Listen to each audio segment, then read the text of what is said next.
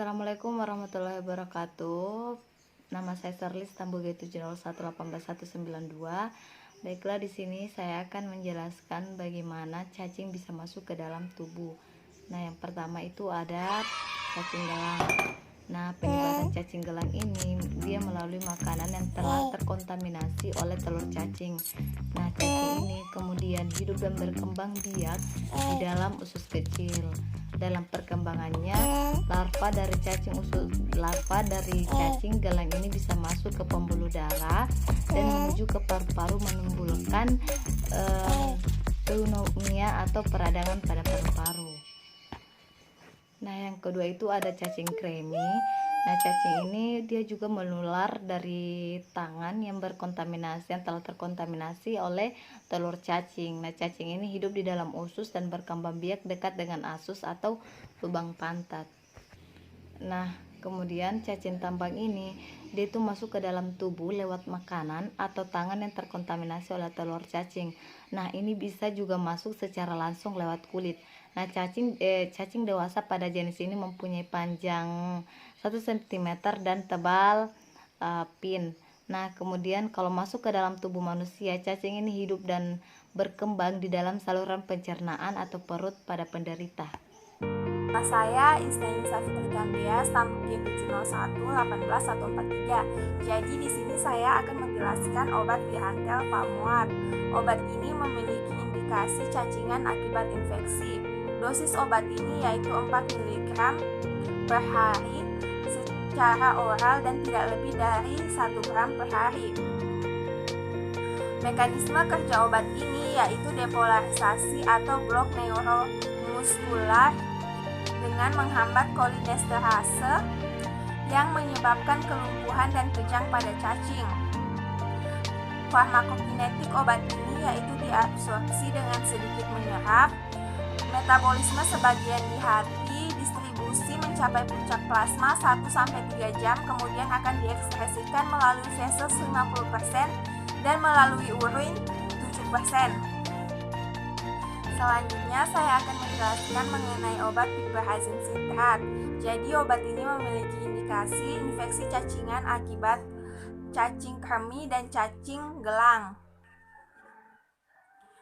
Dosis obat ini yaitu untuk penggunaan dewasa secara oral pada askariasis asam hidrat yaitu 4,5 gram sekali sehari dan dapat diulang selama 14 hari. Pada enterobiasis asam hidrat yaitu 2,25 gram sekali sehari dan dapat diulang sebanyak 2 kali setelah 7 hari. Mekanisme kerja obat ini yaitu menghasilkan blok neuromuskular yang menghambat kelompok otot cacing yang akibatnya akan copot dan dikeluarkan melalui feses.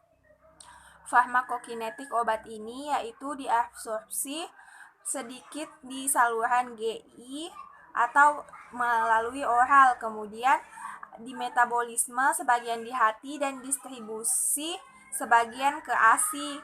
Selanjutnya akan diekspresikan melalui urin sebagai metabolit. Perkenalkan, nama saya Indriani, Tambu G701181193. Di sini saya akan menjelaskan tentang obat mebendazole. Mebendazole dengan sinonim mebendazole diindikasikan untuk mengobati infeksi cacing usus. Dosis pada obat ini yaitu pada infeksi enterobiasis atau cacing kremik dewasa dan anak di atas 2 tahun, 100 mg sebagai dosis tunggal. Dapat diulangi 2-3 minggu setelah pemakaian pertama. Pada infeksi cacing tambang dewasa dan anak di atas 1 tahun, 100 mg 2 kali sehari selama 3 hari berurutan atau 500 mg sebagai dosis tunggal. Mekanisme kerja dari obat ini yaitu bekerja dengan cara menghambat pembentukan mikrotubulus cacing. Obat ini secara selektif dan irreversibel menghalangi pengambilan glukosa dan nutrisi lainnya oleh cacing yang rentan yang mengakibatkan penipisan glikogen endogen cacing. Sekian dan singkat.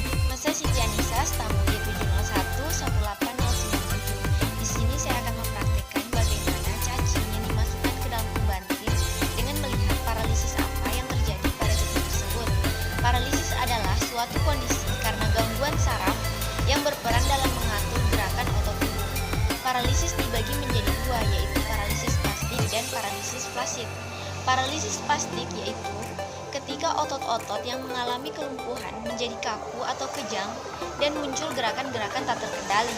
Sedangkan paralisis flasid yaitu ketika otot-otot kaki yang terkena dampak mengalami lemah atau lunggai. Percobaan yang dilakukan didapatkan hasil yaitu pada cacing yang dimasukkan ke dalam kumbantrin, cacing tersebut mengalami paralisis spastik di mana cacing tersebut mengalami kejang-kejang. Nah, setelah cacing tersebut mengalami kejang-kejang, cacing tersebut mengalami kelemahan otot kaki atau paralisis flasid.